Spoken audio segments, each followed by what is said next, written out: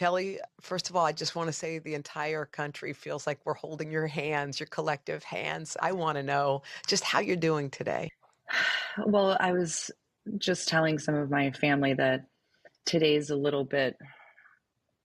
a little bit more of a sense of calm. I think you get to a point where your body will just physically not let you cry anymore, or at Mm. least all day. Still, every second is horrible, but you start to come to terms with it a little bit. 6 years ago, Bob Saget and Kelly Rizzo, a food and travel blogger from Chicago, met after connecting on Instagram. Married since 2018, friends say they had a love for the ages. I'm watching you and you're sitting in your home that you shared with Bob, and I just wondered if you're remembering all the little things, if that pops up. Well, it's impossible here not to, but the support has been that has been the one silver lining from this is the incredible outpouring of love and support, not only from just everybody that loved Bob, but also for me and just from his friends and family. It's been, I don't know how else I'd be getting through this right now. The number of people, Kel, who loved Bob is just, I can't even quantify. I heard someone say that Bob was an I love you guy. He put it all out there. He told everyone that he loved. And I mean, quite frankly, anyone he met and even spent any time with at all, he told them he loved them endlessly and Mm. tirelessly. And that was his entire message. If you knew Bob and he loved you, you knew it. There was never, ever a doubt in your mind. I mean, even at, at his memorial, there were a lot of people there, and every single person was pretty much like, "Oh, I talked to Bob last week." I'm like, Hmm. how did he have the time Hmm. to talk to everybody and tell everybody that he loved them all the time? It was just amazing. We had an interview with Mike Young, who's, a comedian and dear friend of Bob's. He said something, Kel, that struck me. He said most comedians, after a stand-up gig, they catch the last flight home. He said, not Bob. Bob wanted to catch the first flight home. He wanted to be with you, Kelly, and he said that their love was perfect. Yeah. Sorry. That was what was always so special is every time he would be out of town, he would always try to, he would work so hard and um, he'd love to sleep in, but when he was away, he would still wake up at, go to bed at 2 and then wake up at 4 so he could be on the 6 a.m. flight so he could come home just so we could spend time together. So, he valued every single second that we had together. So that's why this is so heartbreaking. But at the same time, I know that every second that we had together was just maximized to the fullest. And we absolutely just, there was nothing, left unsaid and nothing left on the table. Mm. So those are the things that I'm just trying to hold on to. I feel like everyone felt like they knew Bob because everyone Mm-hmm. grew up watching him, or even young kids now were watching him again on TV. But Kel, who was the Bob Saget like at dinner when there was no audience? It was still the same. And he just tried to make everybody feel special and happy and comfortable. And it's funny, like our dry cleaners, I always joke that he had a deeper relationship with them than he had with anybody. Like they loved him and he loved them. And his constant message was just treat everybody with kindness because, he'd gone through so much in his life and he knew how hard life could be. And so he always was just so kind and loving to everybody. And He was just, sorry, he was just the best man I've ever known in my life.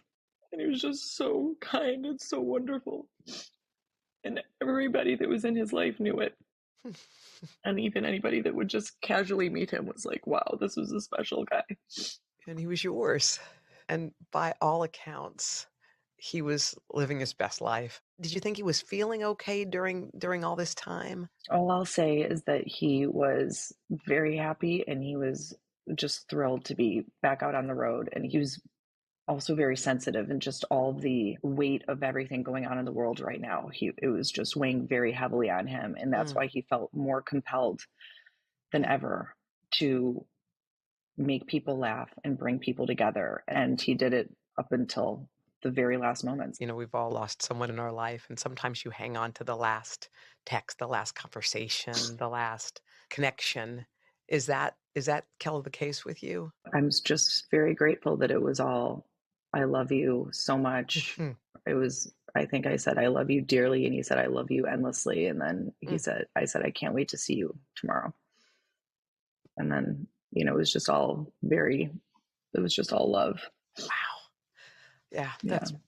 that's beautiful, Kel. When we were seeing the images of everyone saying goodbye at the funeral, is there anything that you feel comfortable sharing about what it was like? Were you able to speak? I don't think I'll get too much into it, but I did speak, and it was just the whole thing, as painful as it was beautiful to be surrounded by so many people who loved him and who loved each other. I can't even verbalize the level of support. I'm so grateful for it. One of the things that he was very passionate about was scleroderma that took his sister Gay's life. And one of the most beautiful things of this was nobody said, hey, everybody go donate to scleroderma in Bob's honor. But you know what everyone did? They donated They to did it. scleroderma. Bob was dedicated to finding a cure for scleroderma, an autoimmune disease that took his sister's life. The Scleroderma Research Foundation estimates that Bob raised more than $26 million for the SRF in his lifetime. He had 3 life's works. One was his children, next was comedy, and then the SRF. He spent over 30 years tirelessly working so hard to try to find a cure for scleroderma. So that's why anything that I can do to help keep that legacy going and just help with the SRF, because it meant so much to him. As I'm sitting here reflecting and sitting with you, is that Bob spent his life and he sort of united people just by being himself. He wasn't trying. And in his passing, he's doing it again.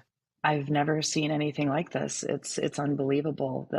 Just the outpouring, but the consensus overall of what an amazing person he was, whether people knew him or didn't know him, because one way or another, he was in your living room since the 80s, or, you went to shows. I mean, whatever it is, it was, he felt like he was everyone's, dear friend. Nobody will ever be like Bob.